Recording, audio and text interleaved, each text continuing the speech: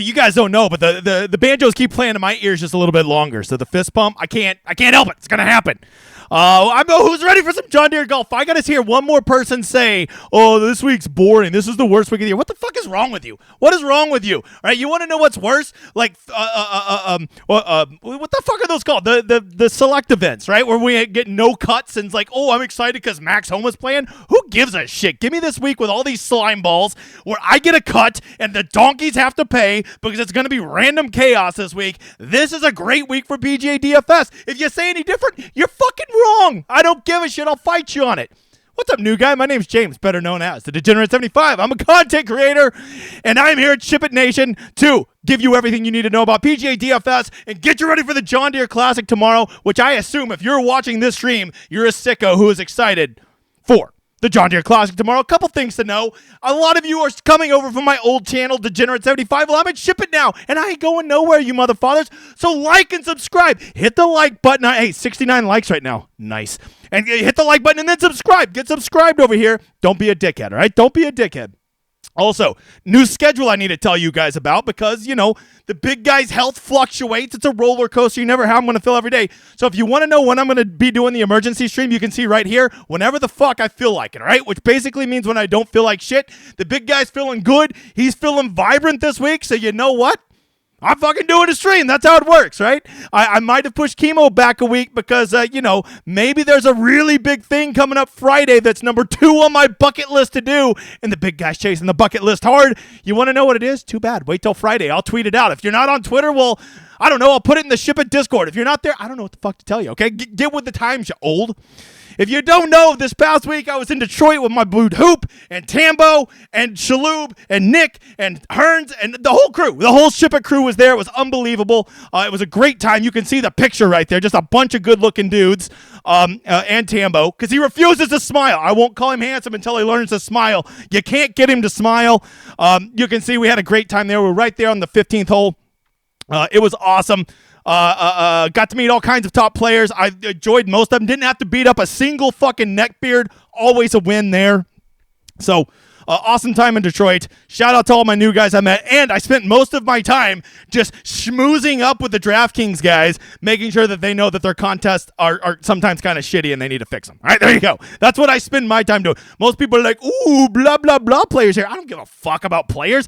I want guys who are going to fix these shitty contests, all right? Yes, if you don't know, I'll be giving away a $200 single entry ticket at the end. Me and you will build. I'll split the profits with you 50-50. So hang around for the end, and then you'll see if you win, okay? And then we'll build a ticket tonight. Just shoot me a DM or something, right? All right, no time to go, or no time to waste. We got to get going. Very simple question for all the new guys out there, and it's as simple as it gets, new guy. It's this. Have you made your lineups yet? You have! You fucking have. I know you have, you dipshit. You don't make your lineups until you watch this stream because, like, you don't know all the relevant information. If I asked you what's the weather look like this week, you're probably going to say, well, I heard on this other show there, they said the wind finder. Right there, I'm already out. If you're using wind finder, don't talk to me, okay? You are below me, all right? And you can blow me. And so there you go. Also, what about, like, contest selection? What about, like, the chalk? You need to know these things. Don't get married to your picks Wednesday morning or, God forbid, Tuesday. Wait till Wednesday night till you watch this stream. And, yes, I know it's not here every week, but it's here enough, Bob. And I plan on being back next year because I got fucking alligator blood. Let's get going. Contest selection. As you can see, most of the good contests are already filled. Look, we already have a secondary $5 up, right? Which is actually, what is this? 15,000, 60. Get the fuck out of here. Quarter to first. Get the fuck out of here. Polly, tell him. Hold on. Where's Polly? There he is. Get the fuck out Thank of you, here. Polly. This is what happens, right? They really make a really good $5 contest. That $5 drive the green that they make is really good. If you insist on playing in the lottery, which honestly, you shouldn't play in the lottery unless you have a pretty good bankroll because the payout structure is like, unless you finish in like the top 7, 8 spots in that, you ain't even probably going to have a profitable week, Bob. So I'm not a big fan of playing in the lottery. Plus, it is so hard to get those outcomes. I mean, you're talking like 99.99 percentile outcomes to get that top 5, to get that top 3 or whatever it is, right? So like, I don't love playing in contests that big, but if you insist on it, the $5 does tend to be way better structured than the main $20. Like the main $20 this week, which, god dang, is it full too? Hell, even the shitty $20 even filled. The pitch and putt, it's already full, which was 700,000 prize pool, 200,000 to first. That would be roughly, what is that, 28 points, 28.28, 28.43% to first. How about this? Polly, tell him. Get the fuck That's just bad, right? Like, here's my rule. If first place is more than 20% in the lottery, the payout structure gets real shitty real fast, right? And I'm going to, look, I show you this all the time. Look, you want to, here's the main $20 and $25, the $5, and you can see 90% of the time you're going to lose when you play in it because, like, that's how the 90% of the money is only going to 10% of people, so those are the only people that are profiting, right? So, like, if you're going to play in that, that's fine. But if you're one of those people that bitches, man, I never win PGA DFS, well, you're playing in this dipshit because even the guys who are doing 150 max every week are only profitable 10% of the time. That's 1 out of 10 guy who's not good at math. So if they're doing that, what are your chances when you put in your 3 lineups that you made on the shitter? 8%. Congratulations, right? And the worst part is that's 8%, and that just means you're breaking even. That doesn't mean you're going to get that top 10 finish. So as always, I'm going to encourage you to play in smaller contests. Just if you just do this for a full year and never play in a contest with more than 2,000 people in it, you will enjoy PGA DFS so much more. But if you're going to play in those shitty lotteries, do me this one solid. Try to follow 3 rules. You never want first place to be more than 20% of the entire prize pool. So if it's a $100,000 prize pool, if first place is more than $20,000, just don't play in it, right? Number 2, get second place to be half of first. So if the first place payout is $10,000, make sure second place is at least $5,000. It's even better when it's higher than half. And the third one, which we hardly ever get, is we want 10th place to be at least 1/10 of first place. That's what we want. And if it's not following those 3, I try to stick away from them. The third one, sometimes I'll be a little more flexible. If it's 1/20th, 1/30th, so be it. But the bigger the contest, the more they should be able to flatten up these payout structures. This is what I spent my entire time. I know you're watching, Jay. I know you're watching, C, over there at DraftKings. People give a shit about this. Look at the contests that are filled, the well-structured ones. Okay, there you go. That's enough about contests, about how you're blowing your money in the lotteries. All right, new guy. Second question. Chance of 232 people already in here. It's 7:07. The number 1 stream of PGA DFS. Let's go, guy in the back. He's dancing around. I shouldn't have gave him that dark chocolate. He gets fucking feisty when you give him that. Sit down. No, sit down. You're getting out of control. Do you want to fucking eat tonight? All right. He's calmed down. You just kind of threaten him with food. The guy in the back, chubbier than you would expect for a dude only feed 3 times a week. So, new guy. Question number 2. Chance of redemption. Here you go. What's the first thing we always check at PGA DFS? I don't know. I hate when they say wind. It's the weather. Okay? We got to take it into complete totality. The weather. And here's the weather. If you don't know, they're playing in Iowa, which is like right next to Illinois, like right on a river, the 4 cities, but the cities are in different states. Weird shit goes on up there in that country. Okay, they grow corn. That's all I know. I know that's all I know about them, right? So here you go. Here's the weather. You can see, of course, we are using H raw. Is the big guy filthy rich? Yes, and that is why I can afford the $18.99 a year to give you actual weather projections, not fucking Wind Finder. Actual projections from H raw, the most reliable forecast on a 24-hour period. So we'll use that to look at tomorrow, and you can see tomorrow morning looks divine. Look at that weather right there, bub. You can see in the morning, it is going to start in the mid-60s, which we've always said 60 degrees is you don't want it to start lower than that because it's just a little too cold. The ball doesn't fly right. But you get into that 60s and 70s, mid-60s, mid-70s range, that's kind of the nutted scoring conditions of what we found with scoring when it comes to temperature. And you know what else helps with it? No wind blowing. And as you can see, they're going to have to deal with massive 1-mile-an-hour gusts around 8 a.m. I don't know how the fuck they're going to deal with it. Patrick Rogers will still find a double bogey, I promise you. But you can see the wind doesn't even kind of think about picking up till noon. So the morning guys are going to have all fucking morning to do it. And there has been rain in the area. So we have to assume this course is going to be soft. So we have no wind. We have perfect temperature. And we have soft greens. And we have a birdie feast, a birdie fest course. Okay? Birdie feast. I kind of like that. Great accidental name there. So here's what I'll tell you. Tomorrow morning, they're going to fucking get it, Bob. They're going to get it tomorrow morning. I will bet my right testicle that tomorrow morning outscores tomorrow afternoon, okay? So if you want your guy to run out, get off to a fast start in this tournament, go grab that -5, -6 round, maybe a bogey-free round, maybe a streak. I am telling you, having guys out there tomorrow morning going to be a real good start for you, okay? If they can't score in those conditions, they're basically Lee Hodges. I'm sorry, you slapdicks. I got to make fun of you, you 24% dipshits. Okay, so that's what you need to know. Now, I don't want you to get it twisted. Tomorrow afternoon, it's not like it's going to turn into Augusta out there, okay? Yes, the winds do pick up. The temperature does get up to the upper 80s. And, of course, the greens will get a little chewed up as people walk on them. And the course will get a little bit firmer. But I don't think it's going to get firm and fast or anything. It's just not going to be fucking dart throwing like it's going to be in the morning, right? So, yes, scoring will go down in the afternoon, but I don't think it'll be brutal. I think tomorrow morning, the scoring average will be awesome. And I think in the afternoon, it will still be good, okay? But remember, this is week long. We got to consider both days. So let's go over to Friday. We'll switch over to NAM because once again, I'm filthy rich. I can afford the $18.99 a year to give you actual projections. And you can see that Friday looks a little more blustery better, doesn't it, boy? And once again, I would bet that Friday morning is going to play easier than Friday afternoon. A little less wind, a little bit cooler, and the greens will be less chewed up. And the course will dry out whatever little bit it's going to dry out. Probably only to medium, but, softer greens are better than medium greens as far as throwing darts. So here's what I would tell you, right? I would assume that the best scoring conditions are going to be Thursday morning, but I also assume that the most difficult scoring conditions are going to be Friday afternoon.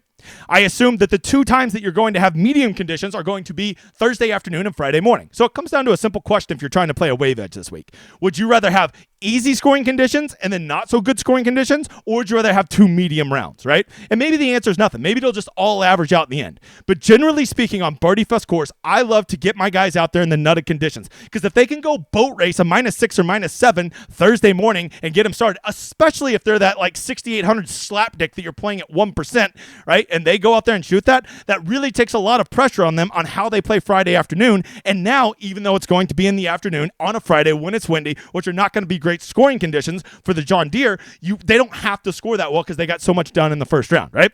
So something to consider. It's up to you. I don't give a shit what you do. I'm just here to report on the weather. You make your own lineups, Bob. I'm not here to make your picks for you, dipshit. All right, that is the weather. Once again, if you're one of those people that think that like you're like a weather denier, I don't know what to tell you. We track this shit. The wave edge is real. It's always real. You can just see like the overall, the percentage of guys who make the cut, the guys who finish in the top 10, the guys who win. It's just always a wave edge. And yes, there was a wave edge PM last week. I talked about that over on Ship It. I was leaning PM AM, and it worked out well. We got a nice wave edge out of it. And, other than Keith Mitchell being a three-putting son of a biscuit-eating bulldog, it was a good fucking week, right? So there you go. That is the weather, the hardest weather thing report in all of the industry. But let's get to ownership. The other thing I'm known for: contest selection, weather, and ownership. The rumor is I get off to all three. I can neither confirm or deny these allegations. But I will not deny them. I will not deny them. All right. No kink shaming on this channel. All right. Here we go. This is the ownership coming up for tomorrow. All right.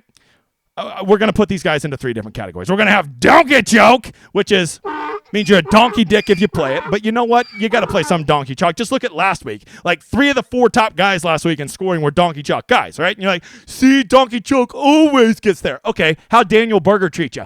How did Adam Svensson treat you? How did Lee Hodges treat you? Yeah, chalk doesn't always get there, right? It does not always get there. Some of it does. Some of it always gets there, but not all of it. So the key is determining what is the donkey chalk we're going to eat and what's the donkey chalk we're going to fade, all right? Let's get going. Let's start with old Sungjae, Mr. Korean street food himself. Look, I already have Sungjae projected higher than almost anybody I saw in the industry. I like to look at other people in the industry's ownership, mainly just for a good laugh on a Wednesday afternoon. Sungjae he's just going to come in higher than people think, right? You got to remember, these salaries were made when Patrick Cantlay was assumed to be in the field. So there was this assumption that there would be an $11,000 player in there when they made these prices. If they being DraftKings, knew that Patrick Cantlay was going to withdraw, Sungjae M's now 10,000, probably 800, 10,900, something like that. But we're getting him at 10,300 and inexplicably cheaper than Sepp Straka and Jordan Spieth. What the fuck ever. So you got to remember, Sungjae checks the Holy Trinity. He's playing well. He's a good course fit, and he's honestly too cheap for his talent relative to the rest of the field. We call that the Holy Trinity of donkey chalk. And so because of that, Sungjae M, we're going to check in tomorrow. I'm telling you, he'll be over 30%, right? Most people have him at like 24, 25%. He will be over 30. I know this fucking industry. I know these people. People spend their salaries. They love people, and I love Sungjae too. I love Sungjae like his wife loves a chubby guy, right? I love him. But like, he's going to be chalky as shit, okay? So you got to make a hard decision. Do you want to play a 30% plus owned Sungjae M? Only you're going to know the answer to that. But I'll tell you what doesn't matter is his coloring. That guy is the definition of the man's donkey chalk, and we don't play donkey chalk. We don't do that, except when we do. Except when it's Sungjae, we at least fucking consider it. That's at least what we do, all right? Anne-Marie over here saying they play in Illinois. I thought they played in Iowa. There we go, dropping some knowledge. Thanks, Anne-Marie. I'll take your word on it. I don't know. Whatever. They're right next to each other. Next up, old Septiman Straka. I like some Sepp. I really do. I do find it weird that Sepp Straka is 10,400. Like, when did Sepp Straka go from being good to being elite, right? Like, to five-figure Sepp Straka, the only thing that Sepp Straka's five-figure has is when he steps on the scale. Am I right? He's a chubby guy. Chubby guys favored this. People loving the chubby guys this week. You love to see it. Where's little Harry Higgs when you need him? Anyways, hey. Ain't going to catch any shame from me for liking a good beer 12. Sepp Straka coming in at 25.9%. Look, he probably should be chalk, right? Because, he's lower than Sung Jae, who's right next to him, donkey chalk. But I'm sorry, man. That is 26% for Sepp Straka. I just don't give a shit. I can't do it, Bob. He's 10,400. That man. The man's donkey chalk, and we don't play donkey chalk. Don't do it, especially when Sepp's on a diet. I have no confirmation that he's on a diet. He doesn't look like it. All right. Next up, Aaron Rye. You got to love Aaron Rye this week. We've had rain in the forecast. He wears 2 gloves, so he has a major edge when the rain shows up. All of his irons have covers, so there's no wetness on the covers. That's why he did so well last week in Detroit with the rain. And I got to tell you, I'm an Aaron Rye hater, especially at Birdie Fest, because the guy only makes pars. But here's what I learned about Aaron Rye last week, and I'll come back to this a little bit later. You can make all pars. It's okay when you never make a fucking bogey. Jesus, Aaron, until round 4. Then he made about 12 of them, right? So Aaron Rye, I'm warming up to him. Honestly, whatever. You can call him either one. I'm going to be generous, and I'm going to, just because it's Aaron. No, fuck it. I'm just in a bad mood tonight. Everybody is donkey chalk. Every freaking one of donkey chalk. Every one of them. All right, I'm sorry. Those guys are real high. Look, the reason these guys are getting so much ownership is very simple. Patrick Cantlay's out, right? So that ownership had to go somewhere else. It's getting absorbed into this, because what's rule number 1 of making a lineup? People spend their salaries. And when you're going to spend your salaries, it's so easy to jam 1 or 2 of these guys in, right? And Sung Jae and Straka don't easily get jammed into anything. Is that 4 fat jokes already? Let it go. All right. Davis Thompson coming up with his goofy-ass smile, letting all the donkey dicks get there last week. Fortunately, I played him in every round of Showdown, so I killed it. Just didn't play him at week-long with that goofy-ass smile. Fucking looks like a horse. Let's see here. Davis Thompson, pretty good at golf, pretty good at Birdie Fest, playing well. 23% in the 9,000s. You know where this one's going. We don't even got to think about it. That man with those teeth. The man's donkey chalk, and we don't play donkey chalk. A lot of donkey chalk up top, guys. A lot of donkey chalk, right? While we're at it, you know what? Denny McCarthy, I have him at 21%, but as you'll see here in a little bit on Moon and Steamwalk, I can just feel he's going to be even higher. People love Denny. This community has some weird love affair with Denny McCarthy. I think that they just confuse him with the other Hobbit, who is Brian Harmon. But the difference is Denny McCarthy ain't saving nobody in Middle Earth, okay? He ain't Frodo, right? He's like Pip or something. So with that, I think he's still going to be 24%. I think Denny McCarthy is going to be one of those donkey chalk guys that shows up. So you know what? We're just going to call everybody tomorrow. The man's donkey chalk, and we don't play donkey chalk. I don't know what to do. I don't want them all to be donkey chalk, all right? I think Maverick McNeely at 20%, he saved everybody's bacon Friday getting there. Just another horrific donkey chalk play last week. Got there. I can't give everybody donkey chalk, so we're going to give Mav. We're just going to give him. I don't love it, but if you love Mav, get in there. Get a little overweight on him. Get a little overweight. Okay, get a little Sepp on him. That's 5 fat jokes. Getting unbelievable. Jordan Spieth at 16%. Spieth is just he's overpriced versus where he should be, and I honestly think he would be damn near single digits if Cantlay would have stayed in the field. But now that Cantlay didn't stay in there, Jordan Spieth's going to soak up a little bit of that ownership. Even so, at 16%, I think that's very reasonable ownership. I would just give him a smooth. I don't even call that chalk. That's not even chalk to me. You want to play Jordan Spieth, I think, as with him being the most expensive guy and being that much of a lower ownership than everybody else, I think you're getting a pretty good discount. You should be pretty excited about it. I'm still not convinced he's back, and more than that, I am even more convinced that motherfucker can't put 4 rounds together. I don't even think he can put 3 rounds together. I think he's going to have 2 really good rounds, and people are going to beat their chest, and then the other 2 rounds he's going to shoot a 1 over, and he's going to finish T32. That's what I think, Bob. Great showdown play, though. JT Poston coming in at 9,100. In the 9,000s, if you're only at 15%, that's a little high, but it's not too bad. So we'll give my boy the Postman just, I don't love it, little high, but not too bad. Adam Svensson at 8,200. He is kind of the chalkiest guy there in the 800s. The 8,000s. So I probably should give him donkey chalk, but I was giving fuck it. As I said, everybody's donkey chalk. The man's donkey chalk, and we don't play donkey chalk. We don't do that. Okay, I can't believe people are going back to him after he fucked him last week. This is another thing that I messed up. I got everybody to quit being mad at players, right? Remember, everybody's he screwed me last week. I'm not playing him. Okay, Just speaking of which, Keith Mitchell screwed me last week. Let me tell you a little story. Got a little nice 5 of 6, and it's looking good. It's going to definitely be a 6 of 6.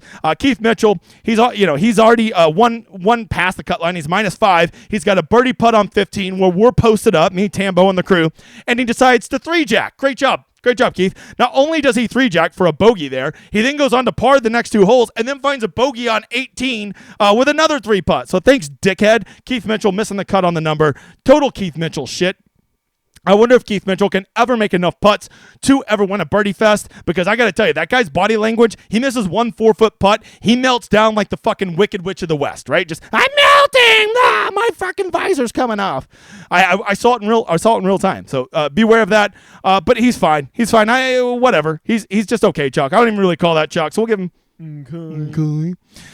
However, you get down here, we got the 1.7K guy, Rio Hisasune, and Binkols 5 done in the 6,000s, who are noticeably higher than everybody else when it comes to ownership. You don't even need to guess what's coming here. These 2 guys are the definition and are by worse than all this other red you see up here, because the lower the donkey chalk, the more disgusting it is. So these 2 guys are the definition of... The man's donkey chalk, and we don't play donkey chalk. That's gross. That's right, guy in the back. He's vomiting just at the thought of that. So there you go. That is a breakdown of the 10 highest owned guys and 2 honorable mention dickheads for you to consider, right? But as always, we got to learn the art of the pivot, right? You can't just fade all these guys. Some of these chalky guys, these donkey chalk guys, you're going to play. I am too. That's the game we play. The key is, where do you pivot? And undeniably, all year, we have found that the best place to pivot is down low. If you are up top, you should probably play the better guys, because they are getting there at a rate much, much higher than their pivots are. Yet when you get down to the 6 and 7Ks, the pivots are either 50-50 or are outperforming the chalk players, right? So if you just simply go pick the other guy, you would be better off for it. So the key is it's not about fading all the donkey chalk, okay? Some of them are donkey chalk because they're really good plays, and they're going to play really well this week. If you fade every guy that I just put in red, let me go ahead and tell you, I can see the future. You're going to fucking lose this week. But let me go ahead and give you a flip side of that. If you play every guy I just marked in red, I can also see the future. You're going to fucking lose this week, all right? The art is learning the art of where to pivot and where not to pivot. All right, let's move on. Of course, as always, as I make this show, some guys are going to watch this and their popularity is going to go up and some are going to go down. We call this steam, which goes... And we also have guys who are going to moonwalk backwards as their ownership comes back to reality. So, let's talk about them. First up, the first guy that I think is going to steam is... Sung J.M. Probably going to be some steam wontons. Okay, I'm sorry. I can't stop with the fat jokes tonight. Nothing personal, Sung J. I'm a little chubby myself. Sung J, 10,300. I've already told you, he fits the holy trinity of donkey chalk. He's a good course fit. He's in good recent form, and he's too cheap versus his price tag. I am telling you, Sung J M will be over 30% tomorrow. You get into the single entry and the high dollar stuff, I think he's going to be 40%, and that is, by definition, getting steamed up tonight. Okay? You know what he really needs? He needs to just go in the steam room. Okay, this is getting unbelievable. All right, next up, Denny McCarthy. I'm telling you, this community has a weird love affair with that little hobbit. We're going to call him Pip, okay?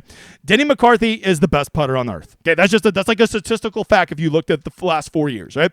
Denny McCarthy at 9,500. People are going to say, man, Denny's pretty good. He's been having a good year, and this is basically just putting contest. If I start Sung J Denny, man, I can build a really good lineup. So many lineups are going to start with those guys. I think Denny's going to get damn near 25%, if not higher in the single entries and the higher dollar stuff. So that makes him, by definition, steamed up.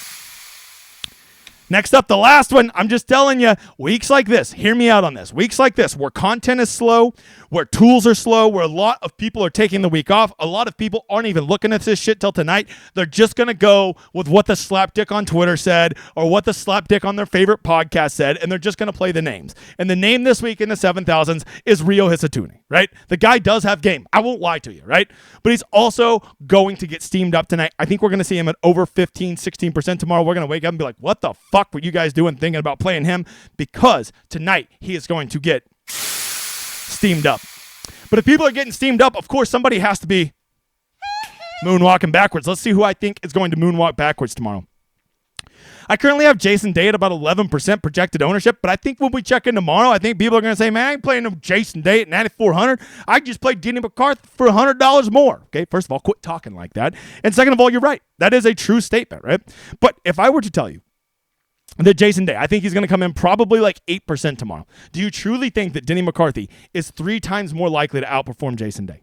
Okay, if you do, well, I'm at the Degenerate75 on Twitter. You slip into my DMs, lay me 3-1. I'll bet any amount of money you want. Any amount of money, all right? Jason Day is a guy that is going to get overlooked. He is a little overpriced versus how he's playing. And the guy makes too many damn bogeys, so nobody's going to consider him at a birdie fest. So because of that, I think you are going to see him moonwalk backwards. But don't forget, Jason Day can make some birds, too. Good showdown play. Next up, Sammy Steves, right? My boy Tambo played him last week. Great call. Had a great finish last week, but now all of a sudden they're pricing him like he's fucking Scotty Scheffler. I cannot believe they priced him at $9,000 this week. That is a laughable price tag when you look at the long-term medium outcomes that we would expect from Sam Stevens. Even in a field like this, he's about a $7,800 player, yet they put him at $9,000. It's very simple. He is not going to project as well. People are going to know his history, and they are not going to play him at $9,000, right? There's just too many more proven commodities around him. So because of that, I think you are going to see Sam Stevens come in at single digits tomorrow. He is going to moonwalk backwards. 209. We almost got 300 people in here on a John Deere week. Don't tell me that people don't care about PGA DFS. And last up, somebody's calling me. Let's see. I'm not going to answer it, though. Last up, we have Kevin Yu. He's the same thing. Same problem. What the hell are they doing with this pricing? Kevin Yu's a guy that's $6,800 every week. Probably should be about, $7,600 this week. They somehow find him at $8,800. Kevin Yu priced him wrong. Okay, there. That's his new name. Kevin Yu priced him wrong. He's just not going to, he's going to get skipped over. As somebody, as Sites just said over here in the chat, Nick Dunlap's $8,900. Who the hell is not going to find the extra $100 and play Nick Dunlap at a birdie fest? A dude who's already shown that he can go real low and who can throw darts over Kevin Yu, right? And Kevin Yu putts like Helen Keller. So do not forget these things. So tomorrow when you, I think all three of those guys are going to be single digits tomorrow because all three of them are going to moonwalk. There you go. That is that. Let's get to the DFS tip of the week. Very, very simple, guys. Slapdick equals slapdicks. If you're going to play slapdicks this week at the John Deere, and we all know you're definitely going to be playing fucking slapdicks at the John Deere as it makes up about 95% of the field, remember this. Slapdicks are slapdicks, okay? And so much of the field this week is going to jump on slapdicks that are higher owned than the slapdick right next to him, who's literally 1/10 the ownership, right? You've got to get familiar with this term, range of outcomes, right? A guy like last week, let's take a guy at the Fantasy Golf World Championship, Lee Hodges or Adam Svensson, Daniel Berger, any of them you want to take. They were all somewhere between 24 to 30% owned, right? So you could have played them, or at the exact same price, you could have played somebody like Sam Stevens or a host of other pivots, right? At like 6%, right? Do you really think that those guys are 4 or 5 times more likely to outproduce Sam Stevens? Now, yes, I'm taking Sam Stevens after he had a good outcome and after all those 3 slapdicks missed the cut. But you could pick whatever you want. Let's say you picked a pivot that also missed the cut, right? I can't even remember another guy. Eckroat maybe, right? Did he miss the cut? Let's say you played Eckroat, all right? Here's what I want you to remember. When you go down playing 24% Adam Svensson or 24% Lee Hodges, that's fucking disgusting, okay? When you go down playing Austin Eckroat at 2%, that sucks. It killed your lineup all the same, but it is less disgusting. Because if Austin Eckroat would have had a good week, which is certainly in his range of outcomes, you're not sharing those points with everybody else, right? If Lee Hodges has a good week or Adam Svensson had a good week last week, you have to share those points with a quarter of the field, so you're still not going to win. It makes no sense to do that. And they're all slapdicks. Austin Eckroat is the same fucking player as Lee Hodges. He's the same player as Adam Svensson. They're all slapdicks. They all have this super wide range of outcomes because they're slapdicks. This isn't Scotty Scheffler who has a floor of like T12. These are slapdicks, so don't play the chalky slapdicks. It's so stupid. Last week in the 5-5-5, I played my slapdicks down low, right? I played 3 punts last week, right? Low-owned guys. I want my slapdicks to be my slapdicks. I don't want to share them with everybody else. I played Jake Knapp. I played Troy Merritt, and I played old Dear Beer Olison. 2 or 3 of those guys did really good. I had Merritt and I had Knapp both at about 2% in the 5-5-5. And that lineup was looking really good until Keith Mitchell killed my 6-6.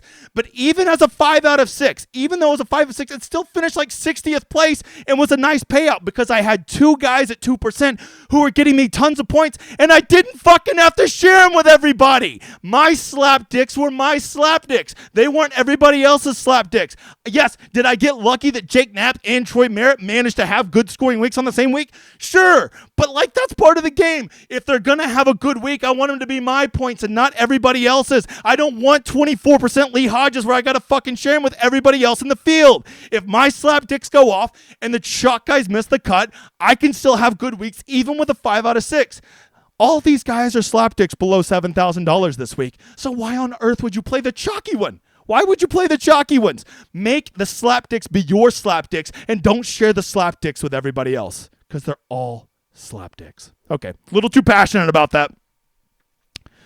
Enough slapdicks to go around. Sean said it well. All right, here we go. This is the model. If you don't know, the model is life. It's what I'm all about. There's oxygen, and then there's the model. The only two things you need in life. So, here you go. We looked at bent grass putting because it's bent grass greens, you dick. Looked at a lot of wedge ranges because they're going to be hitting a lot of wedges. You better be able to spin a wedge real close. Don't spin it off the green, Jake Knapp. Let's see. Looked at recent approaches, guys who've been hitting it good drives, which means that you hit a drive, which then gives you a green in regulation with your second shot. Greens in regulation. This course does give some bogeys, right? If you miss the green, there'd be some bogeys around here, right? So having good greens in regulation actually is correlated very nicely. Yes, you're going to want your guy to make 6 birdies around, but you also don't want that to be with 4 bogeys around, right? From there, looked at around the green on bent grass, long rough, and then we just looked at who does well on easy scoring conditions. And as you can see, number 1 in the model, Aaron Rye. What the fuck? Anyways, I'm telling you, it's the 2 gloves. You give a man 2 glove and iron covers in raining conditions, true goat. A true goat. Okay. Aaron Pumpernickel. Right now, I know what I'm having for dinner. I'm going to go get some butter. I'm just going to slather it on some pumpernickel bread, and I'm going to eat it. And you know what? In honor of Aaron, I'm going to eat it with 2 fucking gloves. That's what I'm going to do. All right, as you can see, guys, please remember Patrick Cantlay withdrew. Okay, I know a lot of you probably have done 0 research this week. Old neckbeard Cantlay, he's out. Okay, he is not playing. Don't play him. He has no friends, and he's not playing this week. 2 facts you need to know about Patrick Cantlay. From there, Jordan Spieth, whatever. You know, I'm still got concerns about him, and I just don't think he can put 4 rounds together. But I do get him as a leverage play because he will certainly be the lowest owned of these 5-figure guys, right? We already talked about Sepp and Sungjae and Aaron Rye. These 3 guys are all going to be very, very popular. I do think people are going to go back to Maverick McNeely. I would have loved for everybody to be like, he screwed me last week. Well, no one told you to play 40% on Maverick McNeely, dipshit. So I think people are going to go back to him. He actually rallied quite nicely over the weekend. Played him at Showdown, did well. Davis Thompson, we know he's going to be wild popular. Denny McCarthy's going to be wild popular. So someone's got to get squeezed here. I think that's going to be McNeely. I think that's going to be Day are going to get a little bit of that squeeze. Cam Davis has withdrawn, so don't play him. Of course, Fantasy National didn't fucking have that updated. Keith Mitchell looks great in the model. Keith Mitchell fucked me last week. I'll probably play him again because I'm not going to get fucked by a guy in a visor 2 weeks in a row, okay? JT Poston looks great at the model. I love JT Poston. He's a lot like Jake Knapp. When those guys are playing against slapdicks, I like them a lot more than when they're playing against real golfers, okay? Nick Dunlap is a dude that, is this guy, are we, seeing, iceberg light here? He seems like he's a real player. I have no word if Lucas Glover's wife traveled with him, so I cannot confirm if he's going to be worried about getting the shit beat out of him every time he bogeys. Luke Clanton at 8,600 is laughable. This kid's got game. He's good, but an amateur at 8,600, I'll leave that for you. I've got a question for you. Is Eric Cole back? I'm not sure. Eric Cole was broken, but he is showing some signs of getting back, and I will tell you this. There's no place to get back better than at a birdie fest like John Deere. Eric Cole, I think, is an interesting play this week, and so is Mark Hubbard, right, with his little short putter. I do think that most of the ownership in this range is going to go to old brother Seamus Batter and Adam Svensson. Hold on. Sorry, I'm from Canada. All right, I think that Dumpy Bow is going to get overlooked. So is Taylor Montgomery, largely because they suck. Ben Griffin, Patrick Rogers, going to be moderately owned. Patrick Rogers, by the way, remembered who he was round 4, a fucking loser. Oh, the Swedish chef is fucking pumped. Look at this. We've got old Michael Bjornsson and Thorbjorn Olsen right here in the same range. And honestly, let me just go ahead and tell you, Thorbjorn Olsen fucked up some really good lineups for me last week. But I will tell you this, the guy had 12 feet for birdie all day. He's just never made a fucking shot in his life. Oh, I see over here in the chat, Montgomery is WD'd. I didn't even see that. Don't play Taylor Montgomery. Taylor Montgomery withdrew as he realized that he can't hit a ball 200 yards in straight. Okay, that is the breaking news. Let's see. The Swedish chef we already talked about being pumped. Oh, Michael Bjørnsen. I'm telling you, this guy's got game. Everybody's wanting to play all these other amateurs. Bjørnsen's a guy that I don't think he's an amateur any longer, but like he's got game, right? Shank makes too many pars for me. Rio's going to be the mega chalk down here we've already talked about. Lee Hodges, after he fucked everybody, interested in that. I'm telling you, this Nils Shipley does not get as much attention as all these other amateurs, and I think it's because he looks he doesn't really look like a golfer, but the guy's fucking good. I'm telling you, he's good. People are going to go back to Daniel Berger. We'll have 3 the traditional ways with mayonnaise, sugar, and olives. That's a commercial that nobody ever knows. It's his cousin Dougal. Let's see here. I think it's Brennan Todd's 5th in the model. Oh, man. I'm clicking Brennan Todd. Let me get that ugly troll face in there. Okay? I don't think there is a lot of bridges in this area, so children, watch out. The troll's going to be living under the bridge. Always, never mind Justin Lower to Birdie Fest. Anytime it's a TPC course, I'm considering KH Lee. Dylan Wu is a guy that really seems to be rounding into form. I've already told you that Jake Knapp, when he's against slapdicks, I like to play him. When he's against real golfers, I'm out. When he plays against slapdicks, I'm in. That's just my rule. That's my new rule. Bud Cauley's number 2 in the model. Clearly the model's broken. I don't know what that's about, but whatever. Luke List long-term is way better than all these golfers, but he's just not playing well, Bob. He's not playing well. Let's see. In case a cash game breaks out, you always want to have David Skins. You gotta consider that. Ryan Moore, the model loves. Troy Merritt was very good to me last week, but this week I haven't been one of the higher owned guys in the 6Ks. And what did I just tell you? The day that I play a 6 or 7% on Troy Merritt, when I could just go play Garrick Higo at 1%, fucking kick me in the balls. Kick me in the balls. I want my slapdicks to myself. They're my slapdicks. This is why I love Showdown so much, because it's so much easier to get slapdicks to yourself at 1 or 2%, and they can go off because they only got to do it for 18 holes, right? Lastly, Sam Ryder, just a guy I'm always kind of a slut for. I won't lie to you. When I hear Birdie Fest, I always think of Sam Ryder all night long. And, of course, Ben Cole's 5 down here. I think he's going to come in at 7 or 8%, right? That's it. That's all the guys we're going to talk about in the model, which brings me to, you want a sleeper? Who's a sleeper? Let me find you a sleeper. Who's a fucking sleeper? Who's a good sleeper? Who's a good sleeper? I need to go dive into my sleepers. All right, fuck it. Your sleeper is, let me just find one guy. I think Skins is too high owned. You know what? Chan Kim can fucking hit some approach shots. Give me some Chan Kim, all right? Kim and M. There you go. That's who I am. We'll call them the M&M brothers. And it's mainly just because Sung Jae's fat. That is 7 fat jokes about Sung Jae in one stream. Who's the one guy I'm not playing this week? Well, it's very simple. The answer, and I hate to say this, it's Jordan Spieth. I'm sorry. I love Spieth. I like playing him when nobody's playing him, but I do think he will be in that 15 to 20% owned range, and I would rather just get that ownership elsewhere. I just don't think he can put 4 rounds together. I do think he is coming back. I do think he is trending. I love what he's doing off the tee, but I still worry about his consistent approach and his short putting, and I have not seen him put 4 rounds together in 4 fucking years. So because of that, I'm sorry, Jordan Spieth. I can't play you. Paulie, what do we say about Jordan Spieth this week?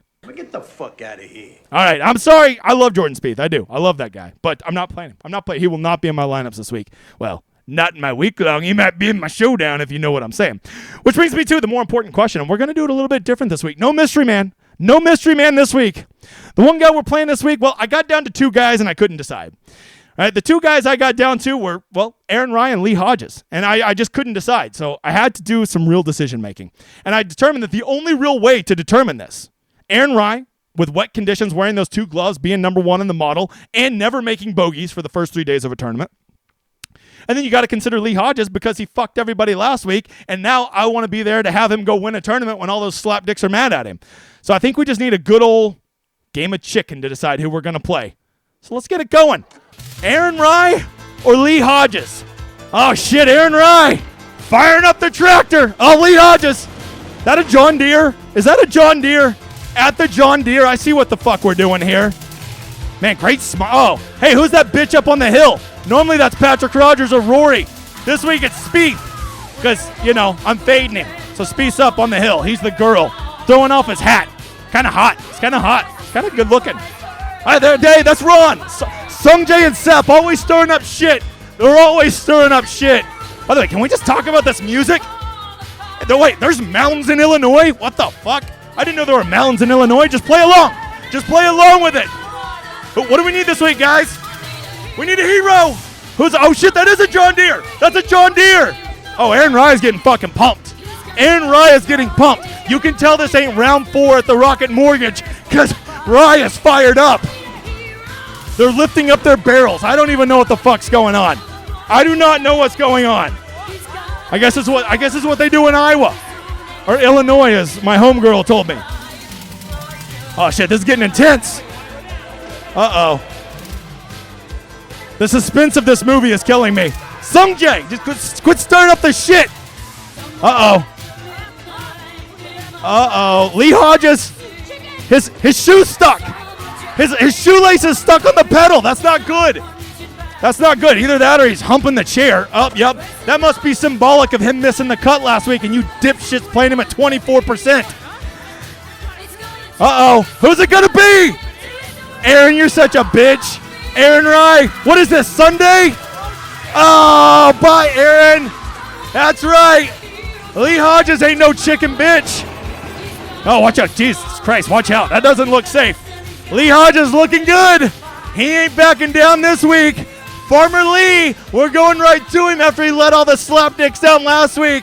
This week he's going to kick ass, and I'm going to have all the Lee Hodges. The one guy we're playing this week, we're playing Lee Hodges. Let's go, Lee Hodges. Yeah. All right, there it is. Man, him and Ron look good. That's a good-looking couple. That is a good-looking couple. Guys, you got to know, there's still plenty of golf left. Come sign up for the golf package. Actually, if you're playing more than one sport, you should just get the monthly. But come sign up. We have golf only over at Chip It. Do it. I promise you won't regret it. I have. I'm just tired of saying it. I'm going to just say it's the best fucking tool in PGA DFS called the Rosetta Stone. I do this for Classic, which is what this is. We have it for round 2 showdown, round 3 showdown, and round 4 showdown. It has my projections. It has my ownership. It has the wave edges. It has its historical rounds. Everything you need to know in one spot. So if you're a fucking working dad and you want, or mom, and you want to come home and like see who the good plays are and do this and have it all in one spot where you can read it, that is what the Stone does. And yes, I'm going to have this for NFL. And yes, I'm going to have this for college football. And yes, I'm going to fucking be back for both of them. Because you know what? As that nurse told me when I was at chemo, she said, you do know that, like, I've heard you do this stream that's very, like, high energy, and when you do that while you're on chemo, that can cause complications, which could lead to death. Okay, bitch that I didn't ask for an opinion for, thank you for that. I guess I'll die doing what I fucking love. Now shut the fuck up and pump me full of poison, bitch. Anyway, sorry, I don't like my medical team very much. All right, so there you go. It's there every time. We're gonna have it for NFL. We're gonna have it for college football. Which, by the way, be checking your email soon because there might be a special offer coming out for football. And yes, we have a whole bunch of winners. All kinds of mother fathers flying that flag. So there you go. We're just killing it at Ship It. I'm just telling you. And the best part is we're cheaper than everybody else. We give you the best product and we're cheaper than everybody else because you should spend your fucking money on your DraftKings lineups and not on your tout sites fucking like supplementing their shitty DFS play. Ah! All right, let's get to the drawing. Big guy's fired up. I think I'm going to die. That nurse was right. Ah! I'm fine. Here we go. This is for everybody who liked and retweeted over on Twitter. This is to split a $200 ticket with me. Shoot me a DM on Twitter, or if you're over already on the Discord at Ship It, just reach me out over there. I'm not famous. I'll return your message and stuff. Nick John 00019187 because we're gonna kill it. Get it? That's police code. Hey everybody. Thank you. I'll be here all week. No, literally, I am going somewhere on Friday, but that's a bucket list item. You don't get to know that. All right, Nick, reach out to me. Thank you guys all for being here. And let's remember one thing. Never forget rule number 1. It's the John Deere, and it's fucking awesome. It's another week of PGA DFS, and we should be thankful for it. We should not take it for granted. Every day you get to wake up and do something you enjoy. Check those scores. Listen to that content. Make your lineups. Enjoy the sweat. Enjoy the tilt. Enjoy the results. Rather you win or lose, and just be thankful that you had another chance to play and do something you enjoy. And most of all, enjoy the community. It is so awesome to be around like-minded people who are going through the same thing as you and enjoying it just as much as you. We play a special game. Don't take it for granted. Every day is a gift. That's rule number 1. Don't you ever fucking forget it. If that's not worth putting your hands up for, I don't know what is. We'll see you in 2 weeks for the Open Championship. Come hell or high water. I don't care what those fucking nurses say to me. Let's celebrate with a little victory lap. Put those hands up.